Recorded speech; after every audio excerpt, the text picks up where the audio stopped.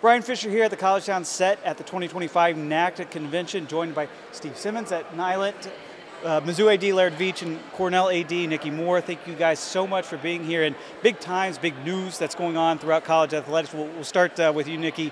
The House settlement news. It dropped Friday right before we got all here to Orlando. What was your reaction as soon as that announcement ended up happening? One was, well, we're about to have some really interesting conversations in Orlando. And, the other is, I think, naturally a little bit of anxiety, I guess, knowing that this represents a significant change. We've been able to, the profession has anticipated this coming. And, there's been a lot of speculation about how everyone will respond. But we don't know until we actually are doing it. And I am, of course, I'm in the Ivy League, and we're the one league that has indicated that we are opting out of the House settlement moving forward. And so there's that too. There's that sort of curiosity about how can we still play a role in helping to shape college athletics moving forward, and how might it impact us and our coaches and recruiting and all of that moving forward. So a lot of more questions than answers, but certainly it provides a jumping off point for a lot of conversations here in Orlando. And Laird, you're in a different boat. You're one of the named defendants with the power conferences, so a little bit different on Friday for you, I'm sure. Yeah, in a lot of ways, it was the response was finally. We were waiting, and then it's there. And some of the things that we have been doing behind the scenes have been building towards this. It feels like, in many ways, it dominates every conversation that you're a part of. In fact, I've been asked many times, like, what's the most challenging thing about all of this? And in a lot of ways, the most challenging thing is it sucks up so much time and energy that you're not able to get to some of the fundamental things about the job that you really want to, in terms of going to practice and attending certain events and other things that just have had to kind of take a step back in a lot of respects, because we're so focused on getting ready for this kind of transitional moment and managing all the change that we're going through to begin with. So in many ways, we feel like we've been building up towards it. It's time to kind of make this step and get rolling. And Steve, I would imagine too, just listening to that news, knowing that it's finally here, you can finally make sure you update things. I would imagine a bit of a relief too. To some degree, it feels like it's a Talking Heads song, right? Same as it ever was. Same as it ever was. Like, we've all seen this coming. And now we're going to sit back and the argument's going to be, well, now we got to wait for the appeals, and now we got to wait for the lawsuits and figure everything out. Now, I know Mizzou has been really good about being very proactive getting into this point. A lot of schools have been kind of like, well, let's just wait and see what happens, and now they're going to be behind the curve. And from our perspective, it's, nothing changes. Education's paramount, right? And whether it's educating the athletes, whether it's working with the schools and the athletic directors or the staff, it's having everything in order so you go, okay, we knew this is coming. It's not going to change how the season is. Let's make sure everyone's prepared with what they need. Nikki, I would imagine, even though you're opting out, those concerns about revenue that some of the other Power 5 ADs or even anybody that's opting in, they're still focused on right now, that still impacts you. Oh, absolutely. No one has enough money. I regularly remind people that, even when I was working in Power 4 level schools, no one thought they had enough money, even at that time, and I'm sure that will be the case moving forward. And so we always need to be looking for additional ways to generate revenue so that we can be a better partner in our university, that we can provide a better experience for our student athletes. And so, yeah, there's always a need to generate more revenue. Laird, how do you look at things post-House? Are you looking at that as a new $20 million expense line? How have you been thinking about things, especially leading up to Friday's decision? Yeah, I don't know that if it's a direct new $20 million expense line. I mean, there's certainly a significant new expense. Not only on the direct revenue share, but just all the infrastructure that goes into making that happen. If we're honest, we were raising money, right, for those types of opportunities prior to this, and that accounts for it to a significant degree as well. But there's no question, there's significant challenges. To Nikki's point, there's no matter where you're at, no matter what level, you never have enough revenue. But I do recognize, because I've been at some other stops, the value of being in the SEC and the benefits that come with that, and try to keep that in perspective as we work through it. And for us, we have been really looking at this opportunity as just that, as an opportunity, something that we have a chance to elevate in kind of the midst of chaos at Mizzou, and that attitude happened before I ever got there. They really embraced the opportunity to look at this as a chance to kind of level the playing field, so to speak, in some ways from a competitive standpoint, and to elevate in the process. Steve, I'm sure you saw on Friday there were a bunch of news reports whenever the House thing dropped about, all right, kids are rushing into NIL deals. Was the broader industry, you think, prepared for that moment, even though everybody was maybe surprised at the timing? Well, it's interesting. I mean, it's really prescient because just before we sat down here tonight, UCLA and Penn State announced that they've entered into private equity deals for the revenue shortfalls and figuring out. And they're the first. There's going to be many more. And we're actually working with a couple of groups who are evaluating that. And I think there's ways to do it that are really smart, that are going to be very beneficial for the schools. But I think part of it's going to come from treating this whole thing as a business, right? And whether it's, from our perspective on the education side and going, hey, listen, guys, you have opportunities. Doesn't matter what position you play, doesn't matter what sport you play. As an athlete, you can get an NIL deal, right? But it's a job, and you have to treat it as such. And it can be as little as you want. You want to go to your local steakhouse and have them buy you dinner once a month because you're going to post stuff online? Fantastic. You want to get out there and really hustle and build stuff out? That's a whole different animal. If the school has the resources there and the support, that's fantastic. And for Cornell and Mizzou, you guys are both equal regardless of the House settlement, that you have an engaged athletic body and you have smart athletes and you have kids who are very entrepreneurial minded. And that's what makes the difference there, right? And for us, it's just bridging that gap and going, okay, y'all have this in place. Now let's show you how to get to the next level. But the House settlement or not, doesn't preclude the opportunities that are going to be there. It's exactly like Laird said. It's an opportunity. You do so much in that NIL education space, and especially being proactive is so huge. Are athletes still ready for some of those changes that are going to happen on July 1st? The athletes weren't ready beforehand. They're not going to be ready July 1st, and they're not going to be ready at their first game when the season starts. It's just the nature of the beast. The one thing we forget through all this, they're kids, right? Rightly or wrongly. I mean, I forget it all day long, but you're asking them to be athletes at the highest level. Theoretically, we're asking them to be students. Now we're asking them to be CEOs of their own business and their own brand. And we're asking them, oh, by the way, travel cross country, don't sleep much. And then somewhere in between, have a social life and sort of be a college experience kind of person. It's a tremendous amount of stress on them from the mental health side. And that, for us, is a bigger component than anything else. Financial literacy is all well and good.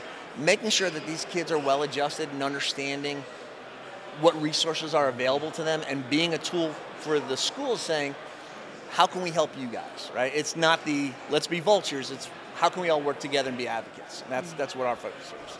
Laird, I don't want to ask you to get a percentage or anything, but when you talk with your student athletes on your own campus, are they aware of kind of that dividing line, that revenue sharing and NIL and all these things that have been thrown at them, or they're educating?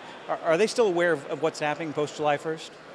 To a certain extent, I think so. It varies depending on the sport and to your point, depending on how engaged is that individual student athlete, how educated are they on the individual issues. I think you find a wide range, but you'd probably be surprised how many student athletes are pretty dialed into what's going on and asking really good questions, engaging with coaches, staff on different opportunities. And that's what I found is sort of this misnomer that's out there. Too many times people think that we aren't providing the education and resources, and our place, just like places across the country, we do have partnerships with groups on campus. We have a special relationship with our J School, which is exceptional at Mizzou, or law school, other educational components, different things we're doing that are very genuine and very active with a staff that's really dedicated to it. And so there's been different touch points along the way that have helped kind of bring them to it. Are there going to be surprises? Absolutely. Are there going to be student athletes who have no idea what's going on? Sure, if they're not paying attention. But I am confident that we're providing at least the opportunity for them to engage and learn. I mean, Nikki, are you having to do a little myth busting there on campus in terms of saying, hey, we might not be opting in as a conference particularly, but you can still go out there and get an NIL deal? Yeah, we do provide education and have been providing education to our student athletes about the opportunities that exist. And at the same time, we are really in the Ivy League seeking to double down on the things that have made us a unique opportunity for student athletes all along. And so, we're also reminding them of that these are the resources available to you. We're going to make them as available as we can, and we're going to continue to pour effort into things like influencer and those kinds of opportunities to make it help them utilize the tools that are at their disposal, and we are going to continue to, our students are very much still students. That is the most valuable thing that they get when they come to Cornell, is that full academic experience. And so we're also wanting to be balanced in our delivery around these opportunities, because it's a huge distraction, and another way that students are being asked or have the opportunity to invest their time. So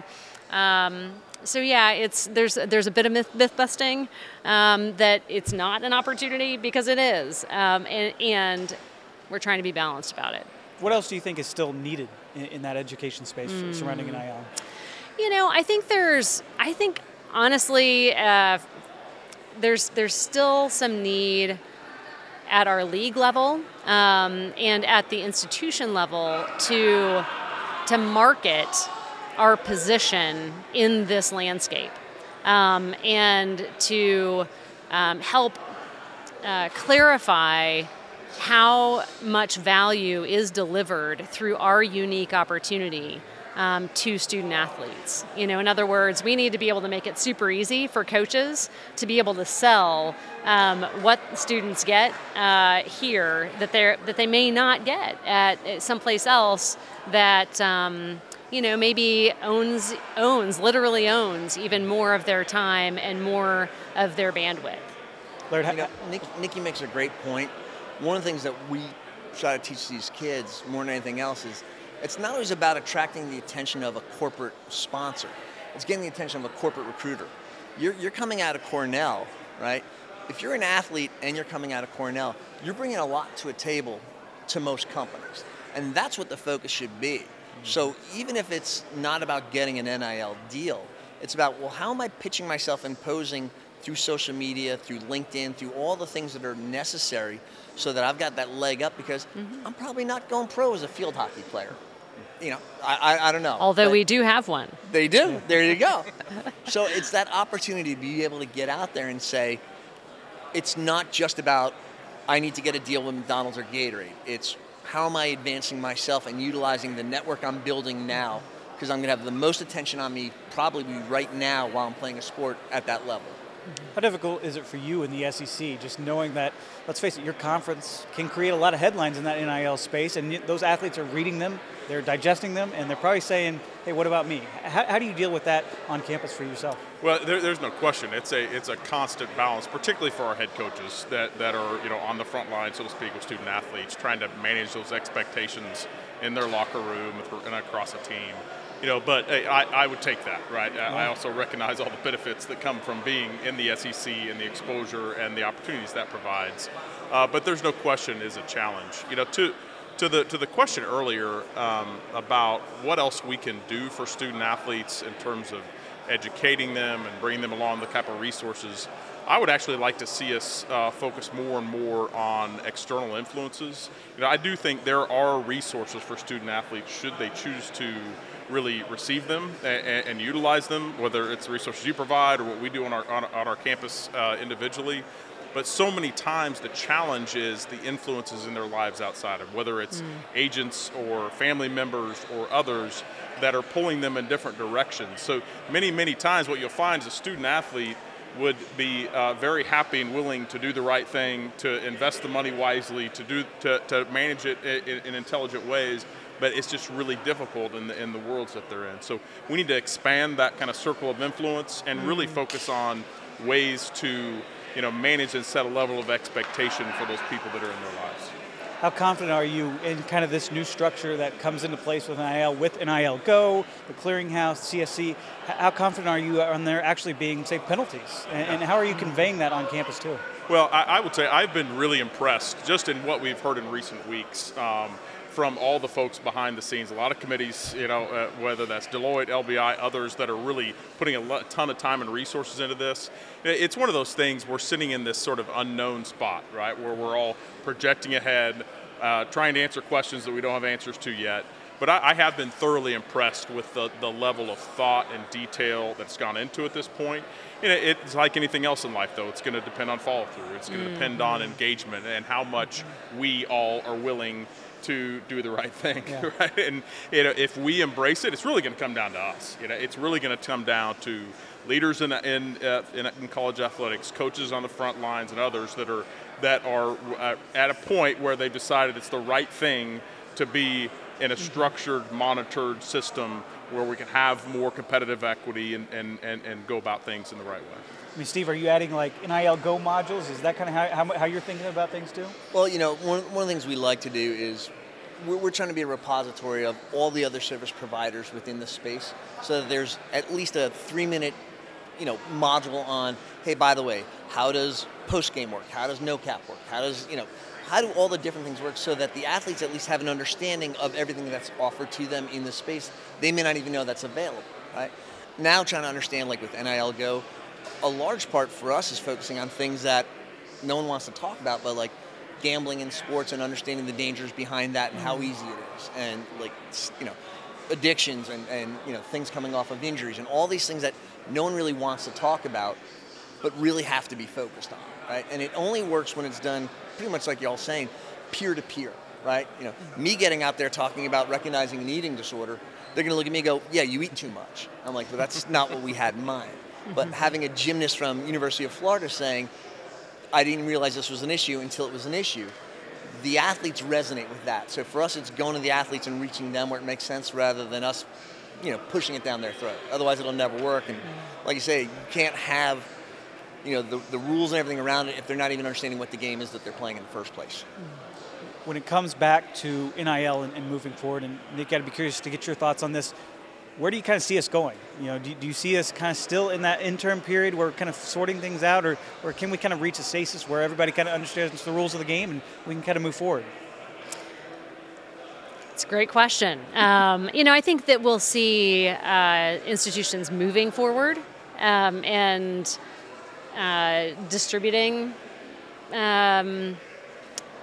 dollars in new ways, and I think we'll see some results from that and see what happens.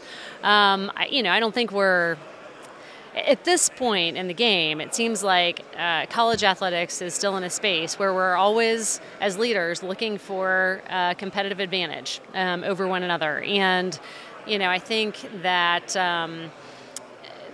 That there will always be another round of how it's not being done right, and or who's winning and who's losing. So I don't know. I'm a bit pessimistic that somehow this is the answer, and that that this instability ends with this. A little more optimistic, still pessimistic? I'd say I'm optimistic that there is a real chance and opportunity, but I also think we have to recognize that it's a step. At least we're getting back to where we have some level of footing and our feet are on the ground, so to speak, in terms of an ability to go forward in the process. Up to this point, there was nothing, right? We had nothing to lean into. We had no structure to kind of latch onto and at least attempt towards. And we got to recognize there's going to be challenges. We're going to have more lawsuits. We're going to need congressional support. There's a lot still ahead, but this is a significant step in the process. And I'm hopeful that we look back on this, say a handful of years from now, and do recognize this as kind of the pivotal moment that we all hope and suspect it may be. Steve, are things going to calm down a little bit? I don't know if calm down is the operative word. I think, just from like the number of emails and things in the past 48 hours, everyone's just sort of running around right now. I would like, when the dust settles, for there to be a bit more of a renewed focus on the underlying athletes and looking at things like transfer portals and looking at things like scheduling in terms of like the cross-country games and everything else, and going, how much of this really makes sense? Right? When you look at teams who are, I know no shortage of schools that have gone really far in whatever championship of their respective sport, and all of a sudden, well, now 3 or 4 of the team are leaving. So you're losing that ability for these kids to understand camaraderie and really working together. Right? When you have kids who are on their 3rd school in 3 years, at what point are we saying, no, they're really a student? Like, I'd like to see that emphasis come back again and see a little more structure around there, because again, you're missing the opportunities of really crafting something meaningful and life skills for these athletes that are going to pay off much further down the line when the time comes. Well, that is a whole nother conversation for another day. I'm sure we could keep going on it. Steve, Laird, Nikki, thank you so much for joining us here at the College Town set at the 2025 NACDA Convention here in Orlando.